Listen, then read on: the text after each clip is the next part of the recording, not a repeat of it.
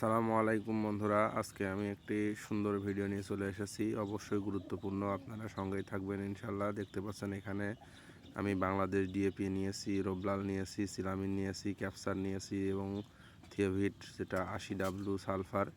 এইগুলা কি করব আসলে সেটাই আপনাদের সাথে আমি শেয়ার করব।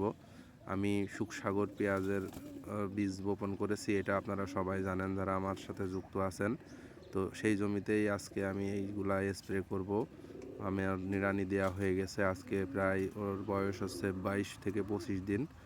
তো এখানে আমি সিলামিনটা গুলিয়ে নিচ্ছি এবং রোবলাল গুলা নিচ্ছি, প্লাস থিওভিট 80WG এটা সুন্দরভাবে মিশিয়ে গুলিয়ে নেব একটি বোতলের মধ্যে। সবগুলা ঢেলে নিচ্ছি। দেখতে পাচ্ছেন এটা হচ্ছে রোবলাল। এখানে মূলত আছে কার্বনডাজিম।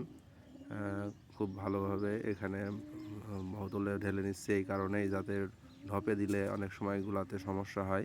বোতলের মধ্যে সব ওষুধগুলাই একত্রিতভাবে দিয়ে নিয়ে ভালো করে পানি দিয়ে ঝাঁকি দিয়ে তারপরে নিয়ে নেব। এখানে 10 কাঠা জমির জন্য আমি 10 কেজি ডিএপি নিয়েছি এবং 50 গ্রাম রোবলাল, 25 গ্রাম সিলামিন অর্থাৎ সিলেটেড জিঙ্ক যেটাকে বলে চিলি জিঙ্ক, এবং ক্যাপসার নিয়েছি 20 মিলি 2 পাতা, এবং 100 গ্রাম থিওভিট নিয়েছি। এটা ভালোভাবে গুলিয়ে 16 লিটার পানির মধ্যে আমি দিয়ে তারপরে মাঠের দিকে চলে যাব। দেখতে পাচ্ছেন আমার এটা গুলানো শেষ। বোতলে ভালো করে ঝাঁকিয়ে টবের মধ্যে দিয়ে তারপরে 10 কেজি সার আর এই ওষুধটা নিয়ে আমি মাঠের দিকে রওনা দিচ্ছি। তো এখান বাড়ির কাছেই মাঠ, এই কারণে এখান থেকে সব কিছু গুলিয়ে সুন্দরভাবে মাঠে নিয়ে চলে যাচ্ছি। সেখানে যে আমি আগে এই ডিএপি সারগুলা সুন্দরভাবে জমিতে বুনে দেব। এটা দেখেন এখানে আমি সুখসাগর পেঁয়াজের যে বীজ সেটা বপন করেছি এবং মাঝে 20 ইঞ্চি পর পর রসুন লাগিয়েছি। এই যে দেখতে পাচ্ছেন রসুন, এই রসুনগুলা দিয়েছি 20 ইঞ্চি সারি এবং 9 ইঞ্চি থেকে 5 থেকে 6-7 ইঞ্চি করে ফাঁকা দিয়েছি, যাতে এইগুলো রসুনগুলো অনেক বড় বড় হয়। জায়গা বেশি পেলে অবশ্যই ফলন ভালো হবে।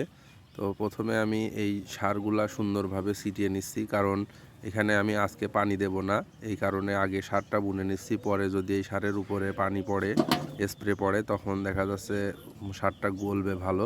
এটা বাংলাদেশ ডিএপি আমি প্রতি কাঠায় 1 কেজি হারে দিয়েছি। 10 কাঠা জমিতে 10 কেজি। আমার বড় ভাইয়ের মেয়ে মেহেরিও এখানে আসছে আমাদের সঙ্গে। তো বোনা শেষে আমি এটা দেখেন সুন্দরভাবে স্প্রে করে দিচ্ছি, যাতে সব গাছে সুন্দরভাবে পড়ে।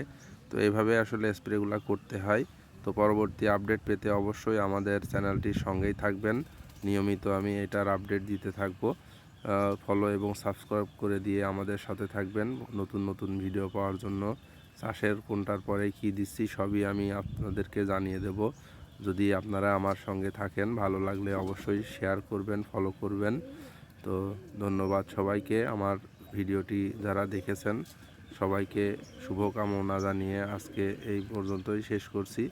আসসালামু আলাইকুম।